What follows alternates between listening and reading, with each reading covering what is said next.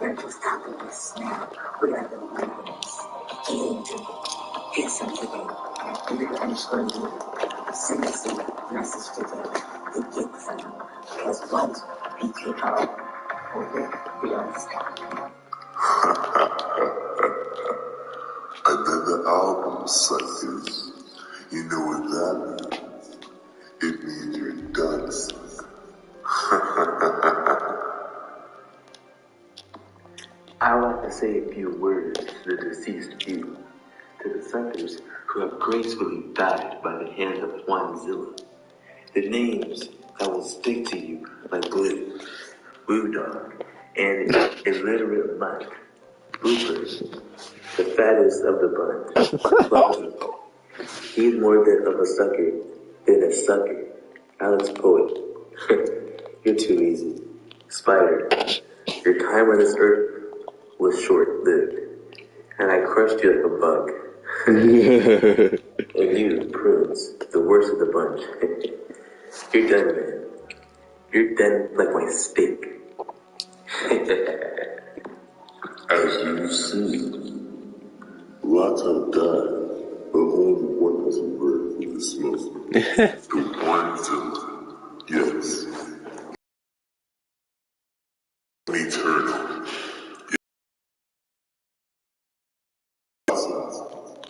So say what's up, sucker.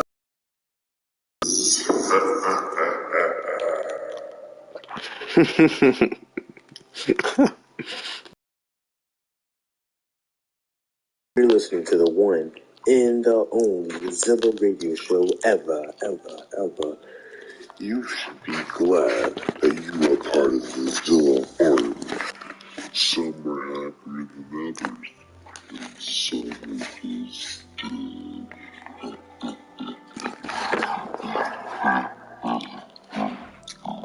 Some are happy. One and the only Zilla radio show ever. You should be glad that you are part of the Zilla army. Some are happier than others, and some are just dead.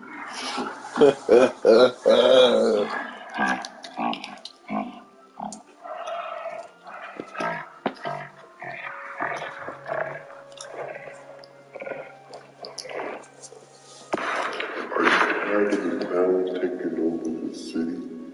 Well, if you are, buy the new Juanzilla album, Juanzilla Posse, to get rid of those funky sucker clowns. Those funky sucker clowns. Call the clown surveyors today. Use the code Zilla Radio to get free quotes.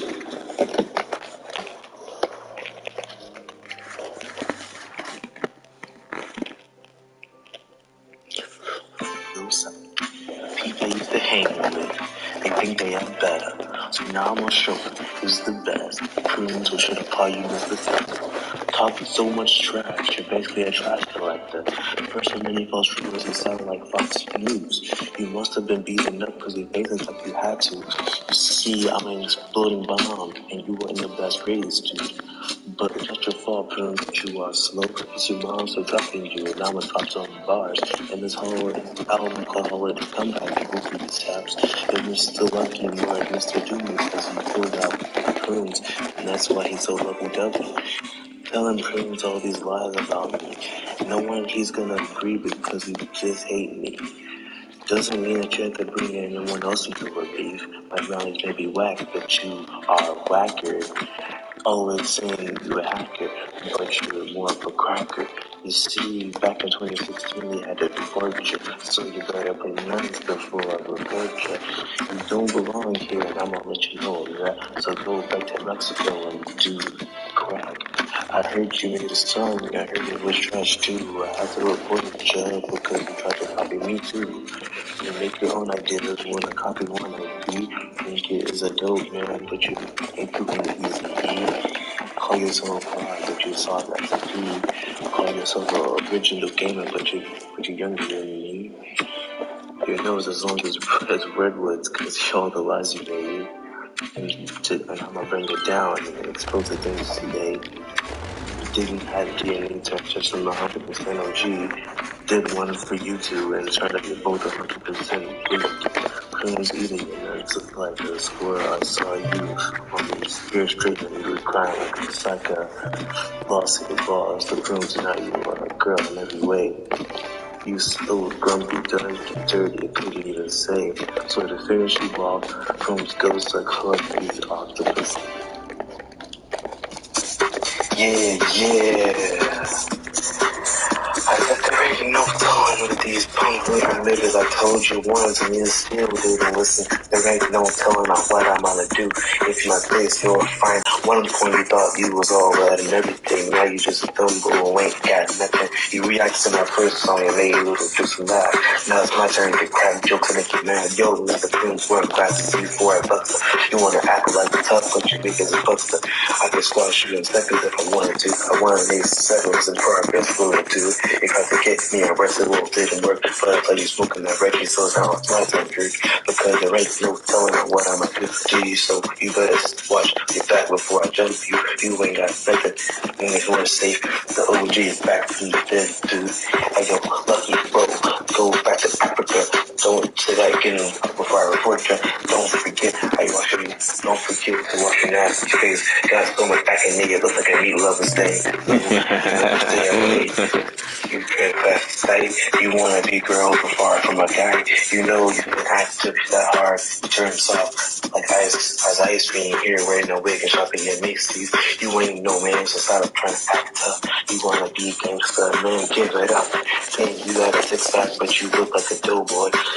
Got so much crap that you could feed a whole town, boy. All you ever do was point your fat finger without ever reading. You always had a grudge, so you just wanted to frame me. Never had my back, that's why I got stabbed in the back. It almost hurt me. And hey yo, solo night, or should I call you solo good night? Because after these bars, you gon' go to sleep with good tonight. You left my side to join the clown, thought you part of the circus, and I'm laughing in the crowd. You left at first, I thought you were different, but then you went on a ride, and I hope it was worth it, because you stuck it. You can suck it. 2020 was a hectic year. You made it worse just by being here.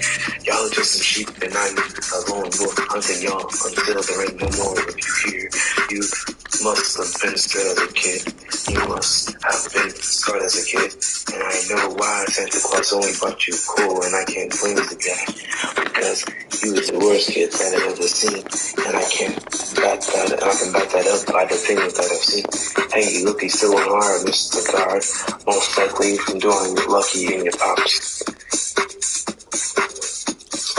You're so much of a sucker that I use you to clean because there ain't no telling of what I'm gonna do to you. So you better watch out before you see. I'm Mr. We're back. And we're back. Commercial break, and Evil Man, we were talking a bit and having nice. So we're back again. Okay, what were you on about again? About the diss tracks, right? Yeah, now I remember. Yeah, so it's about the diss tracks. You made this EP holiday comeback due to the problems that arose, that broke the group off in the first place. You see, to start off, every song was true. Everything Juanzilla said was accurate to the problem and the issues that were being made with Prunes and Lucky. Yeah, I remember those two names being notable in the tracks. Yeah, because those two were the people who caused the most damage. Prunes spreading false rumors, false news and stuff. Most of the time, that skewed people's idea on who Juan really was. And Lucky is the whole other story. He took what Prunes said and ran with it. Like, for example, one time Prunes mentioned I was a hacker, and a day or two later, I'm getting a comment saying, Juan, did you hack Prunes? Literally, that was a real comment. Like, no, bro. Where'd you get that from? Like, tripping off the 8-ball stuff. Nah, but friend, that was a real comment, dude. He was tripping. Then, like, anytime his wife was messing up, just because he got Donald's circle, and blame it on Juan. So essentially, he just wanted any excuse to blame Juan for anything that showed, for anything. the name Clowns? Oh, since this is in the beef, one started calling them the Clown Crew because they're a joke. They're funny, almost like clowns in the circus. Because it truly is, isn't it? Seems like we still have time left. Story didn't take too long, but it seems like that, doesn't it? Also, the lyrics trying to smoke weed, but all you smoke is tobacco, is a hit at Prunes because he would always talk about all the cannabis he would try to smoke and stuff. But he doesn't know one thing about weed. He really doesn't. It really is annoying to one that he sounds like that he was trying to sound cool, like he smoked Delta 9. But he doesn't even know what Delta 9 is, man. I bet he doesn't. But it doesn't matter now because he's dead to me. He really is. Through the joke. Yeah, we should have the crew on the show one day. It'd be nice to diss them on there, you know? No, it's kind of funny. Well, we got loads of time left, so let's talk about, like I wouldn't notice, but on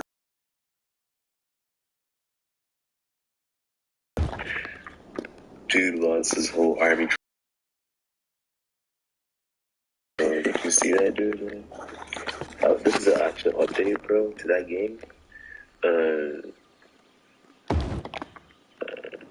Did it work? But no.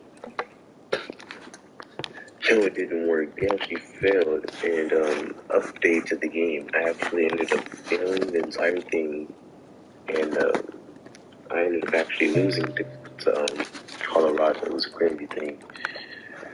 So if I was anyway, if I was continue talking, I'd just be talking about hot air at this point.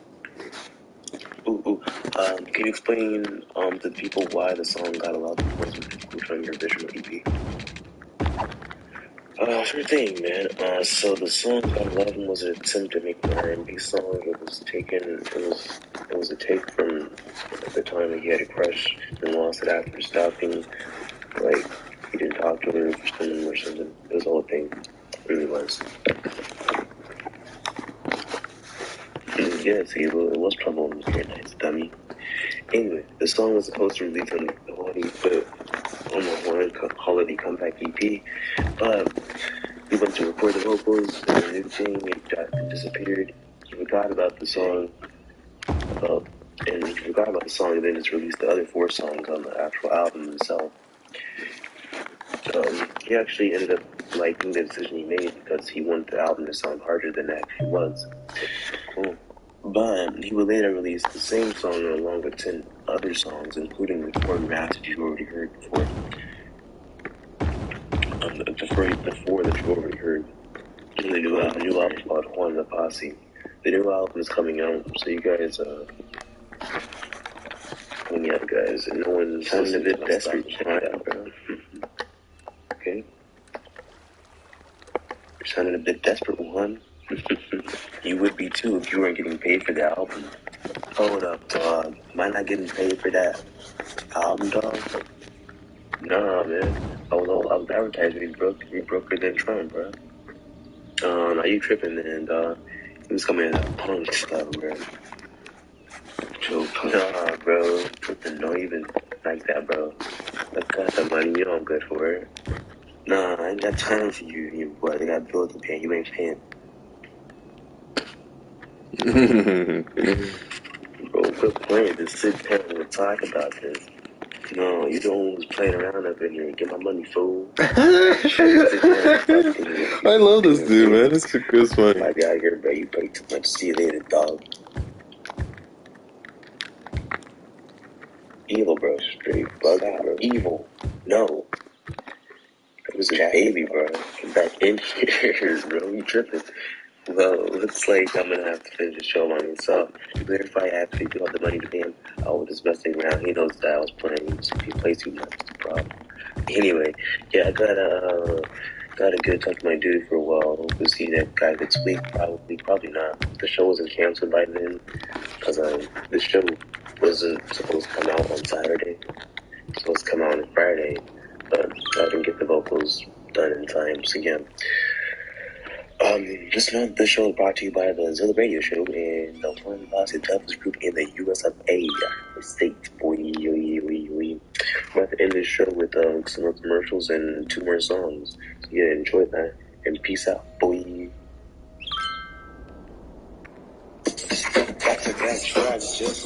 No stop, so y'all can have that.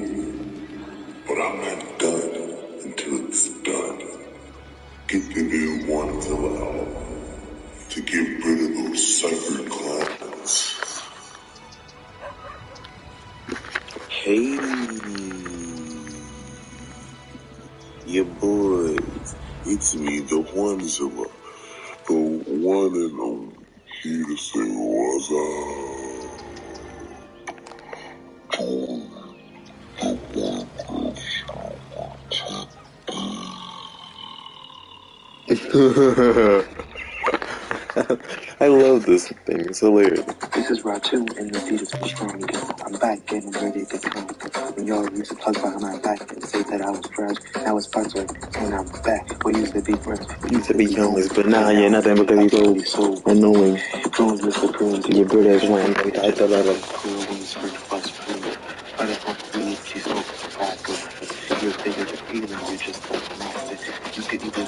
I tell you on to always riding like you like a pony, dude. You look like a awesome balls with your pick your teeth too. You know when I bit them when you must think dude. How'd you hide it too? And you think you Buddha, you is a wannabe. I'm trying to play with you. You look lonely and other things you could listen to. Just remember you are super. So next time you're helping me, I'll knock you like a Rocky 3. Yeah. So next time you want to step to me, just remember gotta have your eye. Thought I was done, well I just begun. Shots goes out to you, Mr. Let me fucking do. You think you got away, but your decision of look got angry at me for what's on the truth. It looks just like girls, you lied and ran away. You got ate by the wolf while I was away. Gone because I caught you with okay. I'm surprised you take so long to treat me because you were great I've ever seen. Playing with the phone of crew, you're sticking for the dude.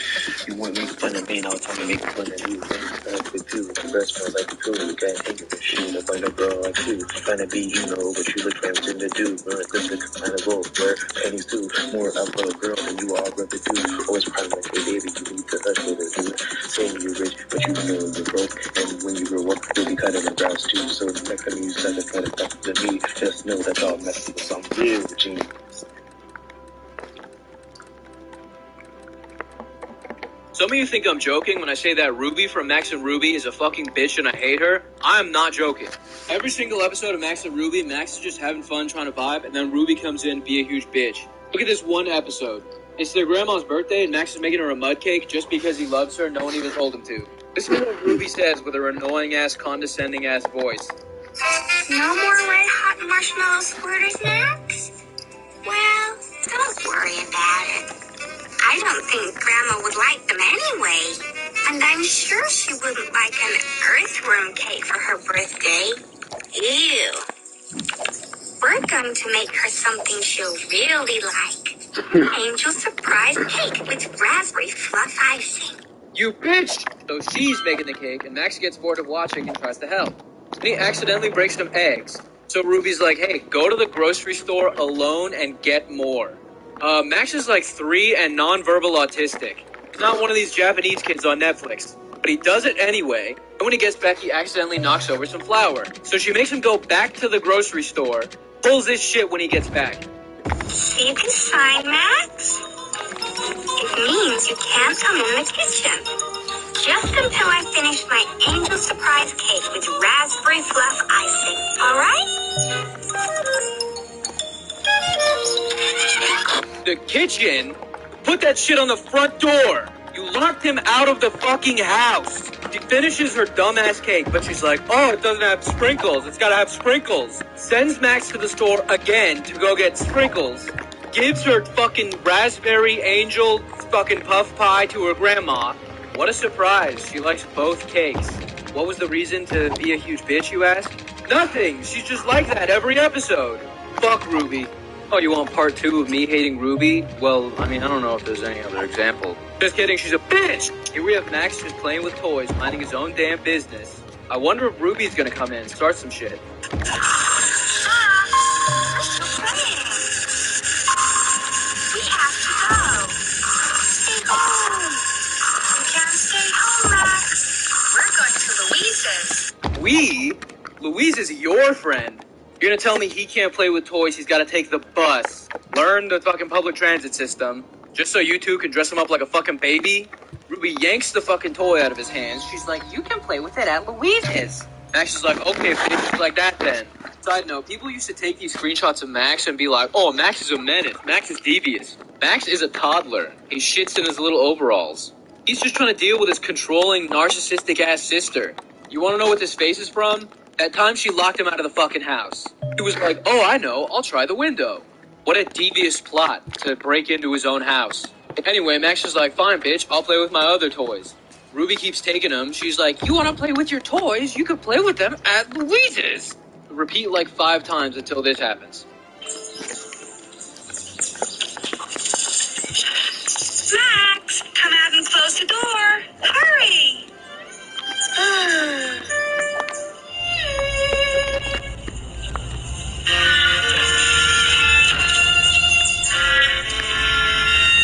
He doesn't want to go!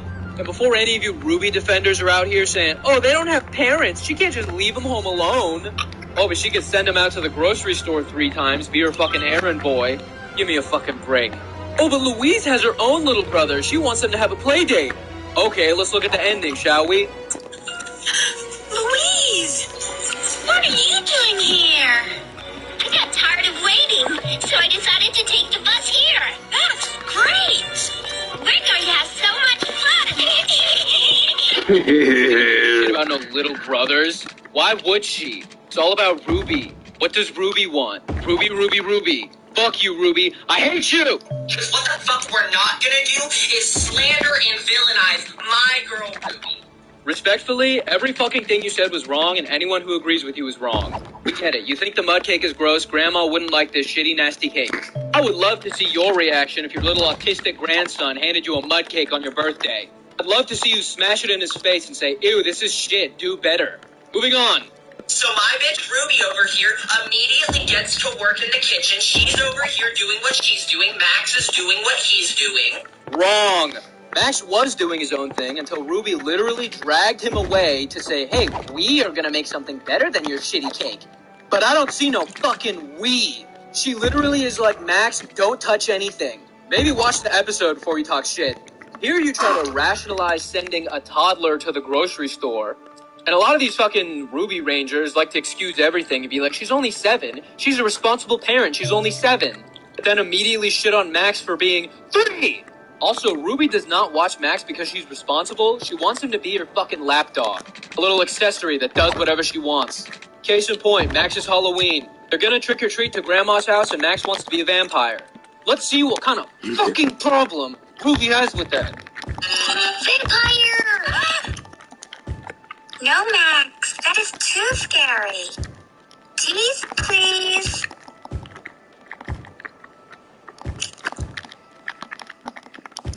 I'm going to dress up like Cinderella, and you're going to be a little prince. Yeah, Max can't be the most basic Halloween costume. He has to be something that complements her. I'm sure she's not just a narcissistic bitch, but let's watch. Little princes do not have vampire teeth oozing cherry syrup, Max. Little princes do not have fake hands either. Little princes wear red capes, Max. And they do what princesses tell them to. Ruby Red, my favorite. I'm not even gonna say anything. Fuck you.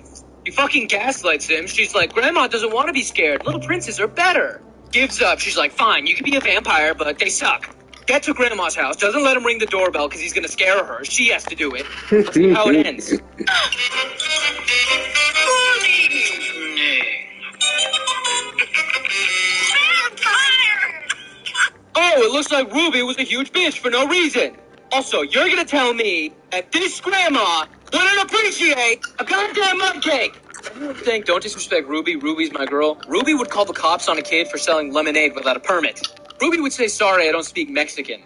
If Ruby ever told this, she'd be like, no, Max, all lives matter. That's your girl? Embarrassing. Okay, I was done shitting on Ruby, and then someone sent me this on Twitter. Check this shit out. Max's chocolate chicken. It's Easter, and the Easter Bunny's hiding eggs in their backyard. Which, first off, what the fuck? That's just like some dude in this universe. Also, what the fuck? Was there like a bunny Jesus that got nailed to a cross?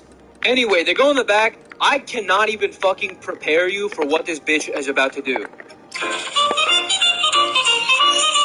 I love you. Oh, Max! A chocolate chicken means there are Easter eggs nearby. If you find the most eggs, then you get the chocolate chicken. But if I find the most eggs, then I get the chocolate chicken. Ready, set, go, Max! I want to eat this bunny. I want to chop it up, cook its legs, boil it, and feed it to dogs. I'm surprised Max even knows the words I love you, because you know he didn't learn that shit from Ruby. He goes off to find eggs to win the dumbass game she just made up. Max is playing in puddles and shit because he's dumb, he's 3. Tries to help him. I'll give her that for 5 seconds, and then she's like, you're on your own now! He doesn't even know what's going on, you fucking bitch. She's like, oh, you don't have any eggs? That's because I found them all. Look at her fucking face. Fucking filter, bro. Look at her face. Oh, you really outsmarted that baby.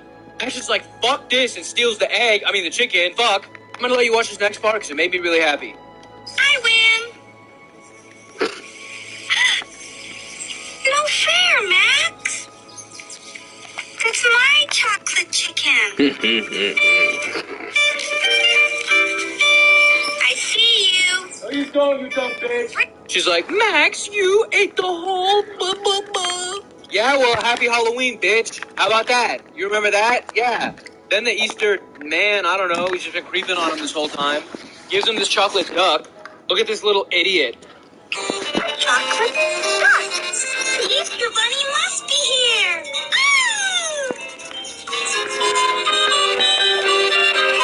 I love you. Good, I hope he eats that whole thing too. Where the fuck is she even going, dumbass? I don't even know what you want me to say. I just fucking hate this bunny. What is the fucking moral even? There's never even a lesson. Hey kids, isn't this bunny a bitch? The end. You guys keep sending me episodes, so fuck it, here's another. Max's Valentine. Ruby's making Valentines for people who I know don't love her back. Max wants to make one too. Max, you're too young for scissors. If you ask me, he should just fucking... you know? Well, he's got him. She sets him up to make his own Valentine. It's actually a pretty nice moment. Maybe she's not a bitch this episode. Max fucks it up and spills the glue, but can you blame him? Mans doesn't have no hand-eye coordination, bruv. Mans wears Huggies and is neurodivergent. So Ruby gives him a special job. This glue is too messy for you. But there is one very important thing you can do. We need someone to take the Valentines we've made to the mailbox.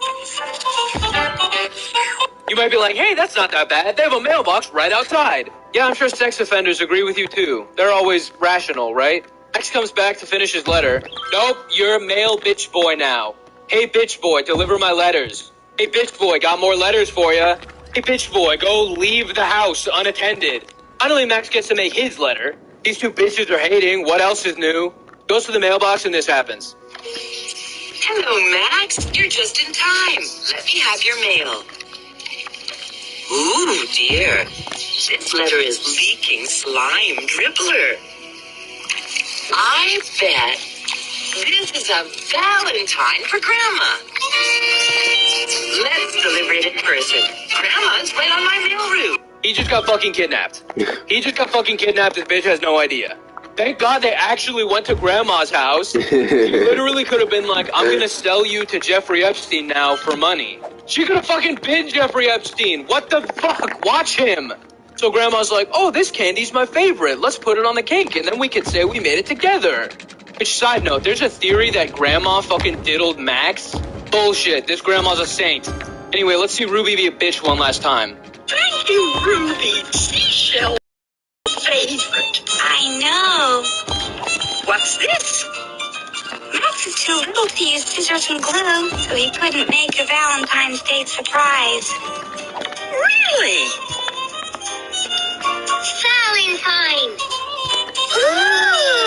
Ugh, shut up, bitch. That's the thing I fucking hate, is not only does she have to put Max down, she, like, wants Grandma to hate him, too.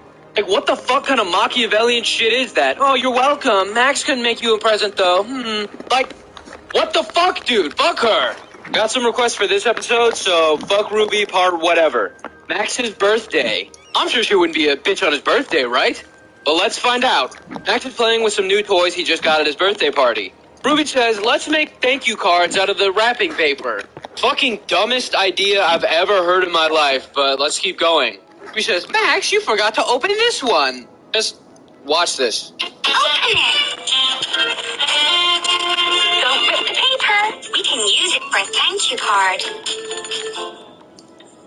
Oh my god, shut the fuck up, you stupid goddamn bitch. Gets this horrifying demon lobster toy thing. Then the rest of the episode is just Ruby letting this thing fucking terrorize her little brother.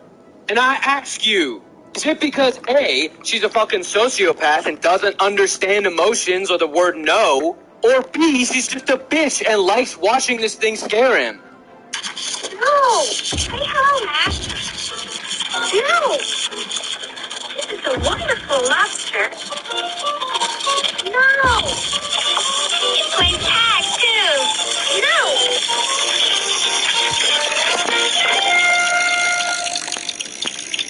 I don't think it's an outside toy, Max.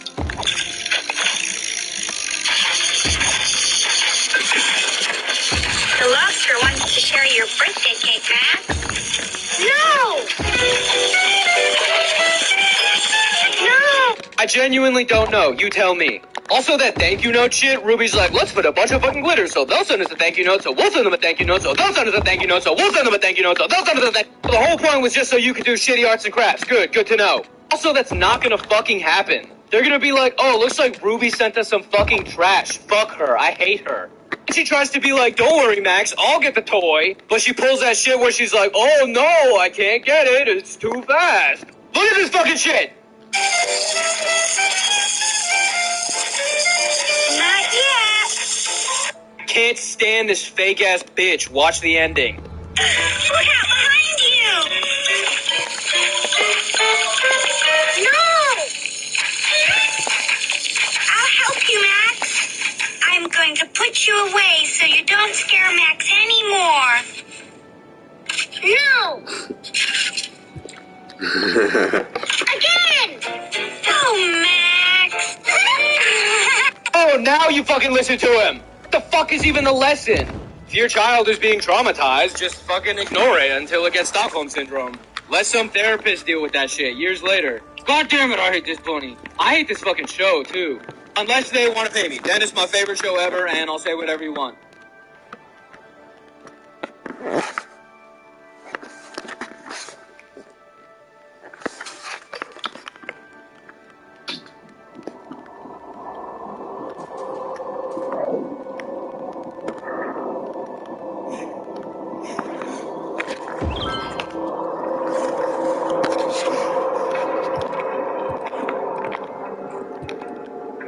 Dangerous and nightmarish children's content on the internet is unfortunately nothing new.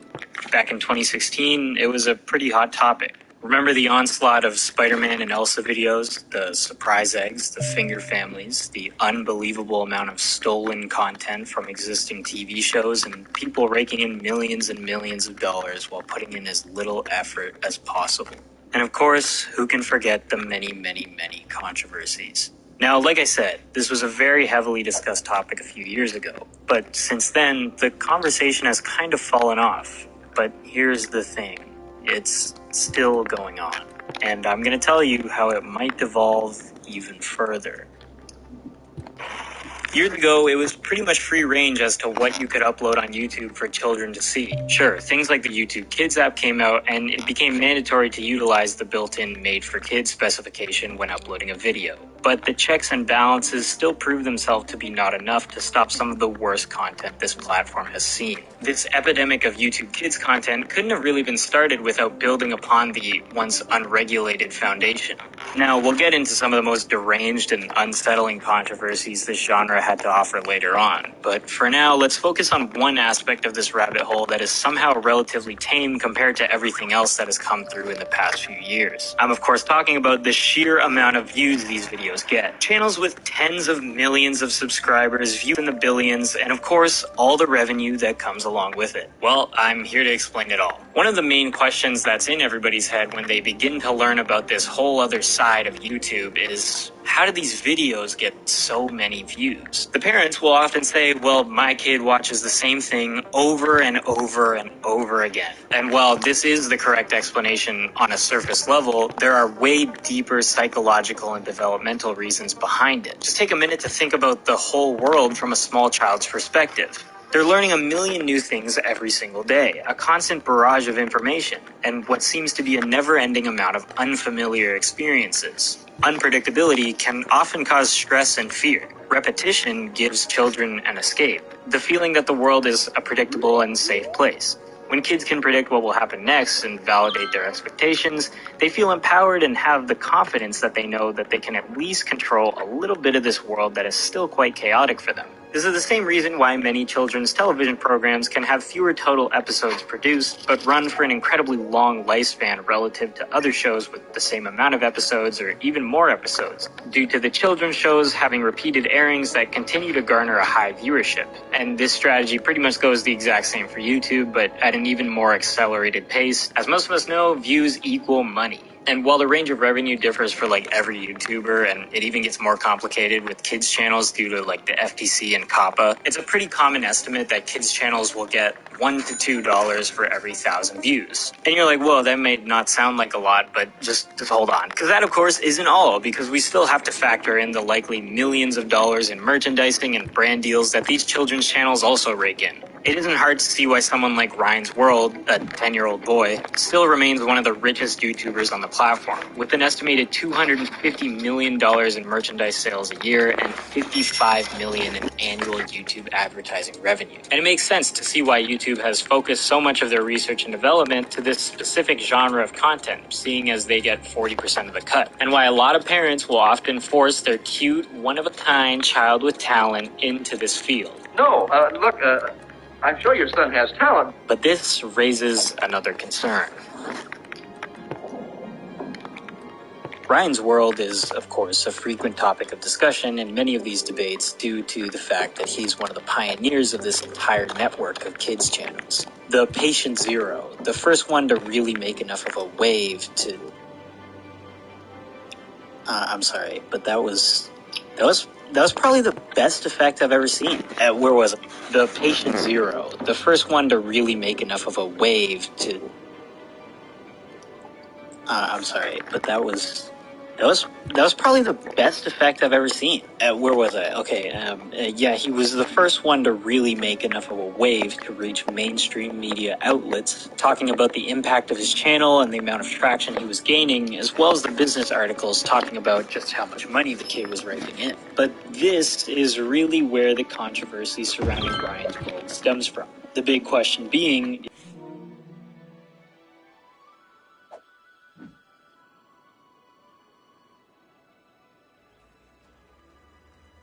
parents of Bill see through the cracks and realize this can't all be sunshine and happiness for Ryan all the time. People say he could be overworked, possibly mistreated. The relationship with his parents could easily deteriorate over time and become more about business than family. But from a complete outsider's perspective, it seems as if Ryan isn't really under any strict regime from his parents. He doesn't seem to have been forced into doing this or really anything along those lines. To be completely fair, just because a kid is being recorded by their parents doesn't immediately mean that the kid is being held at gunpoint. In all honesty, I think Ryan is way smarter than we think. Granted, he's had to grow up extremely fast. Whether that's a good or a bad thing is up to you. But this kid is so far ahead that it almost seems as if he's putting on a kid persona in his videos, acting like a kid instead of just being a kid. This kid's too old for any of that now. Look how he talks in this CBS interview. He's cool, calm, collected. It's like he's media trained. He might as well be smoking a cigar. According to Ryan himself, he was the one who wanted to start this whole thing in the first place. When I was 3, I was watching other people, and I was like, why am I not on there? And I started my own YouTube channel. Whether or not it was him or his parents setting up this whole thing is really impossible to know for sure.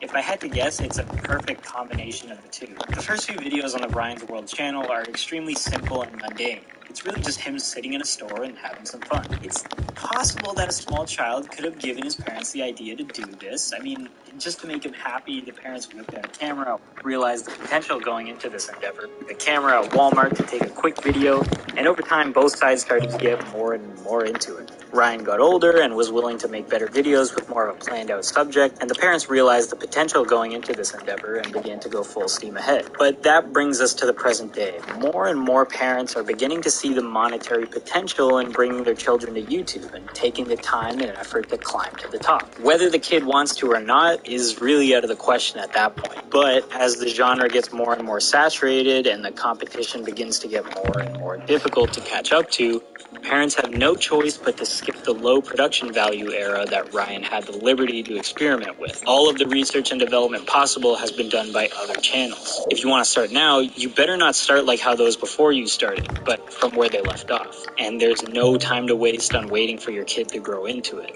which is exactly what this next channel did. One of the most popular children's channels as of right now seems to be a channel by the name of Toys and Colors. With 32 million subscribers at the time of this recording, ranked 86th in all-time subscriber counts, a monthly average of around 600 million views, and $2 million in revenue, this channel started a bit later than Ryan, but has amassed a greater following, and it's easy to see why. The adults behind this channel are a bit more shameless with their tactics. I found them through this video that somehow found its way into my recommended. Don't ask why. Titled, Wendy Pretend Cooking with BBQ Grill Toy. Just riveting. With upwards of 89 million views. I was immediately stunned at what I saw. If you want to talk about shoving the camera in kids' faces, this channel has really taken the cake, in that it's literally what they do for the entire video. The whole video is like a fever dream. It's so exaggerated that it's almost as if they're parodying the formula. The kid talk is dialed to 1,000, constantly yelling, things are repeated over and over again. They speak in a collection of random buzzwords that just barely make up a cohesive sentence. But herein lies the problem. I think this channel is the spitting image of parents forcing their kids to make content. Sure, the kids may enjoy it now.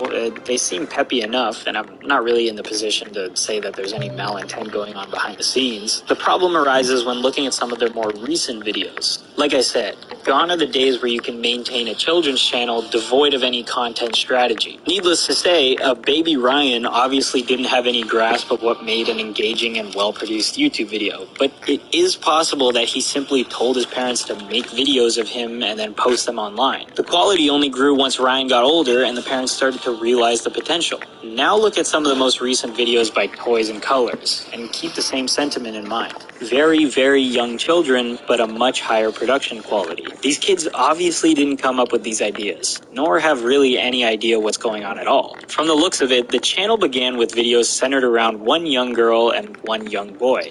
But over the 3 years of its lifespan, more kids from what looks to be the same family have been added in, some even looking to be 3 years old or less. This is the case of parents simply realizing the monetary potential of their children. The kids may not be uncomfortable or in distress, but seeing as they're as old as the channel that they're on, then it's likely that this is all they know. But there's another side to this coin. We've only talked about the parents who are out here potentially forcing their children into making videos for their own financial gain.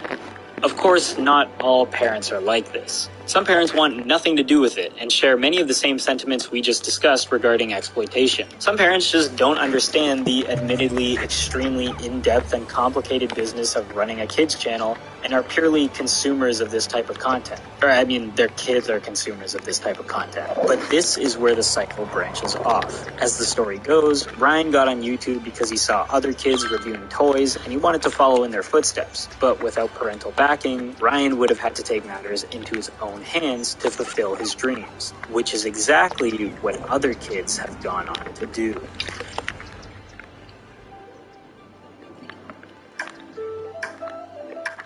When I used to watch TV as a kid, there was this kind of subconscious understanding that what I was seeing on screen was sort of unobtainable. What I mean by this is that the people or the characters on TV, no matter how young, were just completely disconnected from who I was. I just saw other kids on TV, but I didn't really know how to be one myself. And because I didn't really know how to be one, I didn't really aspire to be one. I knew these were actors that got there somehow, but I didn't really know the ins and outs of television production methods, costs, crews, sets, editing, syndication, season green lights, and show renewals. I just knew that there was a lot of work that went on behind the scenes to make all of this happen, and a lot of adults that took care of it. But then I found YouTube, and I started to watch people. And I also realized that this platform on this other screen allowed me to do the exact same thing that these people were doing completely for free. I watched a lot of how to draw videos, so I made how to draw videos. Let's plays, so I made let's plays. Back then, there wasn't a lot of kid-specific content, so in my head, I was like, all these people I watch are older than I am, so they know what to do and they know how to make a good video, so I'm probably not going to be able to get incredibly popular or anything. Whatever, I was just having fun making videos videos, editing them, and uploading them. But now there is literal children's programming on the internet, on YouTube, on the same platform that lets you upload yourself for free. Kids see kids opening toys and making little skits and cartoons, and they say, they're just like me, I can do that. They may take the Ryan path and ask their parents to help, but if that path fails and they still want to do it, they take matters into their own hands. Now, if you're somehow a kid watching this, don't take this the wrong way, but usually when you leave a kid to their own devices and let them make all the videos they want, they kind of don't turn out all that well. And believe me, I say this from experience. But leaving children to make videos about what they like personally has effectively opened up a brand new niche due to the fact that these kids end up making videos about things even their parents have no idea about. I'll talk about that later. Very, very, very young children are making YouTube videos because they know it has the possibility to make them money. It's hard for a kid to grasp what makes a quality video when they're the ones making the video. Their perspective on themselves and the quality of their own videos is kind of clouded due to the fact that they're on this mad dash to get 1 million views instantly. But at the same time, kids do know a good video when they see one. The reason these other kids' channels are so big is because they're engaging and entertaining to a certain audience. And this is what allows this sub-niche to be infiltrated. With a little bit of time and effort, the world of topics that only children know of can be studied, optimized, and exploited.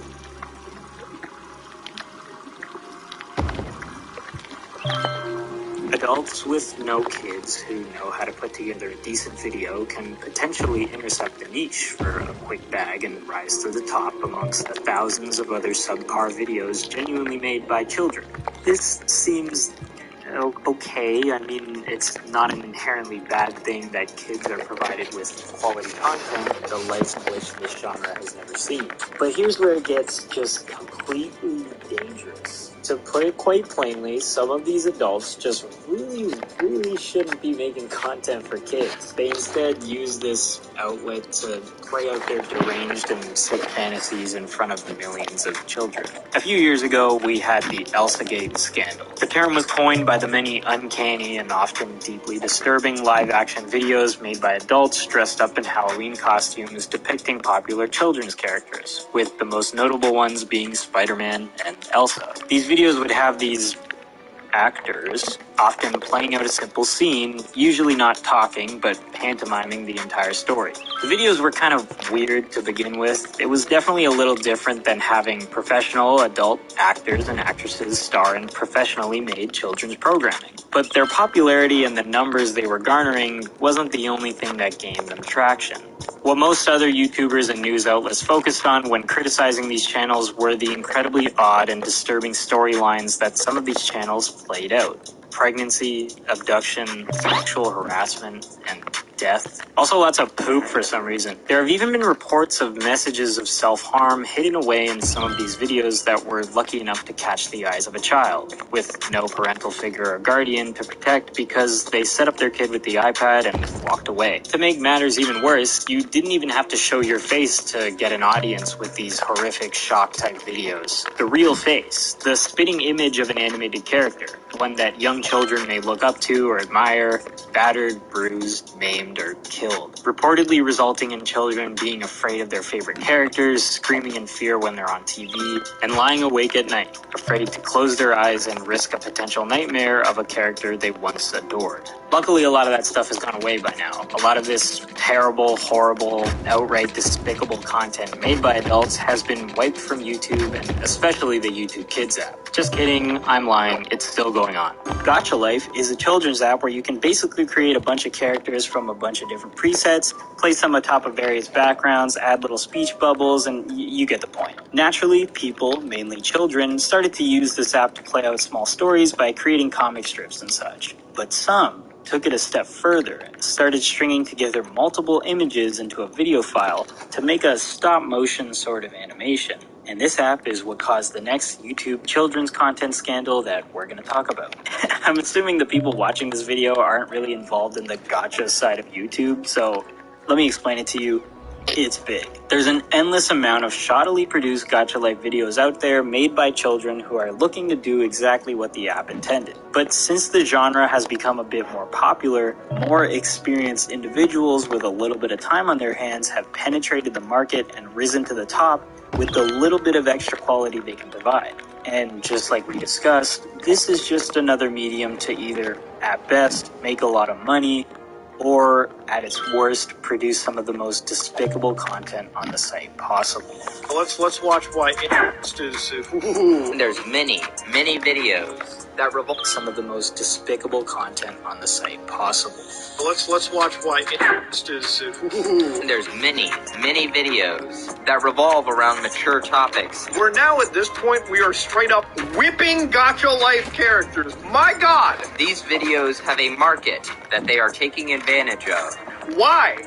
Why in the love of God is this kids game so infected? And to top it all off, it's even easier this time. Before, you needed to at least sacrifice over a little bit of money and a good amount of time to make the live-action Spider-Man and Elsa type videos. Or for the animated variants, you would obviously need to learn some sort of animation software. But now it's as simple as downloading a free app, easy enough to learn that literal children can do it themselves. And with minimal tools and skills, you can just pump out videos for the YouTube algorithm to just eat up. And hey, if it catches you doing something super horrible, just try again. It probably won't take you that long. I can only imagine it's relatively easy to slip through the cracks of the system if you poke it enough. The real audience is the algorithm.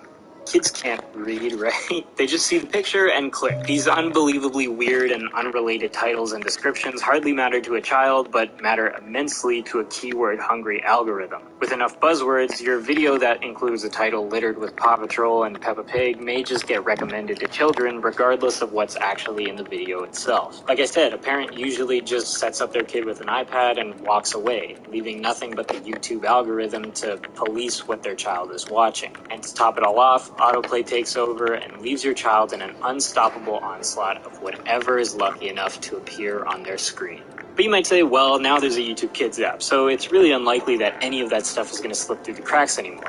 Well, I mean, yeah, I guess you'd be right. Really unlikely? Sure. But impossible?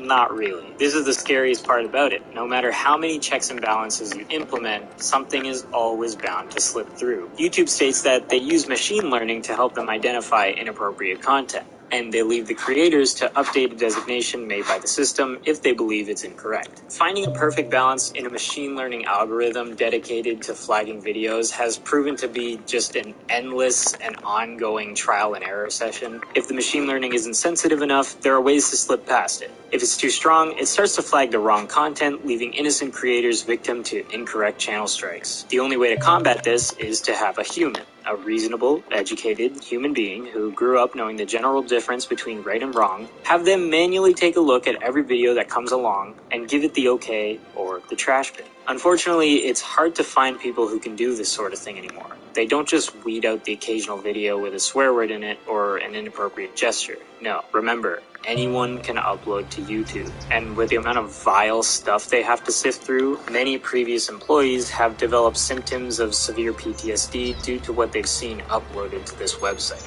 And just to be clear, I don't fault YouTube for really any of this. Like I said, it's a balancing act that's nearly impossible to perfect. They provide a free service that only requires an internet access, and everyone nowadays has access to that, even the worst of the worst people. A human review is the most reliable way to sift through content, but it's inefficient and, most importantly, it's detrimental to the lives of humans who do it. But machine learning is just unreliable, so unfortunately, this kind of stuff is just bound to happen. You can kind of do anything on YouTube if you're sly enough, if you're just lucky enough to fly under the radar every single time. You can cheat the system. You can be this incredibly sick individual that uploads horribly inappropriate videos to YouTube. Check this out, new at 4 o'clock. Sex, drugs, and scary videos on a popular children's app. Frankly, one of the easiest ways to make money in this industry is to just steal. Re-upload popular children's shows on regular YouTube. Check it off as not for kids. Still show up in the recommended when parents hastily search things up and rake in the dough. There are likely thousands of these kids channels out there, and it's easy to get away with because nobody knows who's behind them. The final step in this market would naturally be automation. You probably don't recognize this guy. but if you've been on YouTube long enough, you may recognize some of his works. Father Finger, where are you? This guy is the mastermind behind the now defunct YouTube channel Toys in Japan. To give a brief history, it was a channel that garnered a lot of attention due to its terrible quality, sheer volume of uploads, and a fair share of controversial videos uploaded to the channel. The infamous Finger Family videos used a range of stolen 3D characters and assets, all set to the exact same tune and uploaded in quick succession. Peppa Pig, Avengers characters, dinosaurs, Paw Patrol were all very common characters to see within any children's video. But where it started to get questionable, to say the least, was when the 3D models used in the videos became completely inappropriate for the audience it was presumably made out for. People began to speculate that this channel was run by a bot. It would take keywords from the comments of previous videos, find 3D assets that matched the demand for the audience, place them onto an existing character model, skeleton, render, and upload. As the hype around the channel grew more and more, the comments had begun to get invaded by people who tried to push the limit as to what the alleged bot would upload. And to their surprise, there seemed to be almost no filtering, resulting in some of the weirdest content ever being accessible to very young children. It's still up to debate whether or not this was actually a bot. As we now know the man behind the operation, the man who provided his amazing vocals, some began to speculate that it was him producing these videos manually. Though, while they were extremely low effort, I think the volume of videos uploaded every day may prove otherwise. Now, this was a freak incident with many holes in its plan and execution, but my point is, it did show us that something like this may be possible. An automated kids channel that rakes in millions and millions of views with little to no effort or money spent at all. Just a computer with a few graphics cards, chugging away and spitting out content. From Finger Family videos all the way to more complicated sequences such as the ones seen on CoComelon.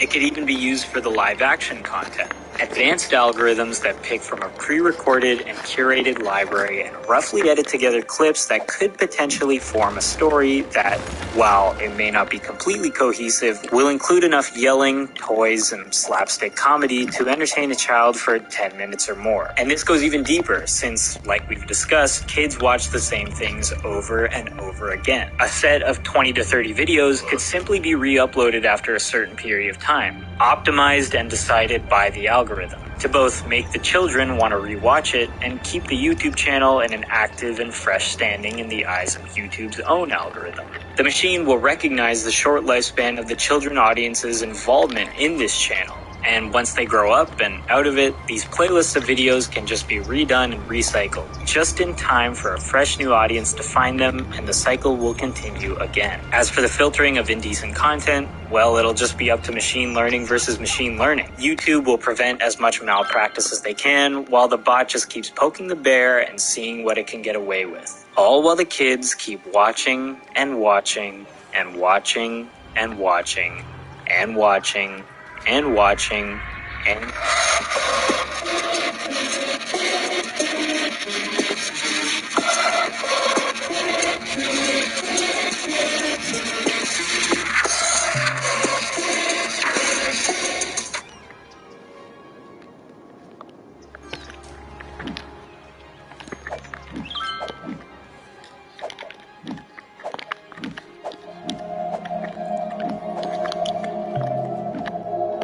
July 11th, 2014. A Reddit user named Lewis Green receives a message out of the blue from a user called OldRoot. The text reads, "This is the beginning. Those who are pure will see what hides in the darkness." Attached to the message was an Imgur link. Here is that image. It's extremely dark, and it's hard to tell what's going on. However, by brightening the image, we can see that it's a screenshot from Minecraft. A lone character stands in a forest, watching us from afar. But if we look closer at the image, we see that there's something else, a link. Upon following the link, we discover a very strange sound file called It Has Begun. Take a listen.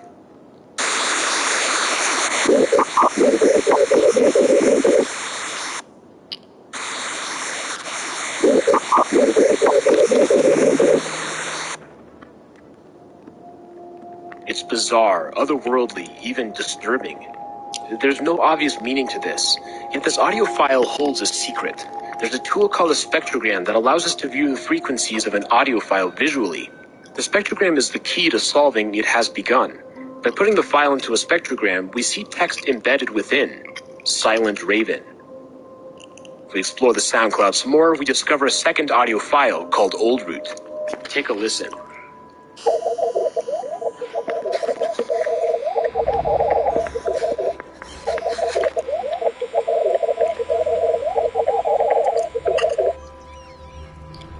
Once again, this sound is distinctly unnatural. The spectrogram shows us a link to another image. This time, it's a Minecraft figure in a foggy void with the words, "The Raven is watching." A Reddit user named Toxic Popcorn sent a message to Old Root asking for more information. He responded with a link to another image. This one is incredibly dark, but by adjusting the color levels, we again see that same mysterious Minecraft figure. Further investigation of the image revealed text hidden in the static. Although it's hard to read, Redditors determined that the text says oldrootblog.tumblr.com. It's another link. The investigators followed the link and found a password-protected page. Upon entering the code Silent Raven, the blog linked to a new image. It was that same shadowy figure in an underground tunnel. By brightening the image, we see the words "We are the answer" directly above.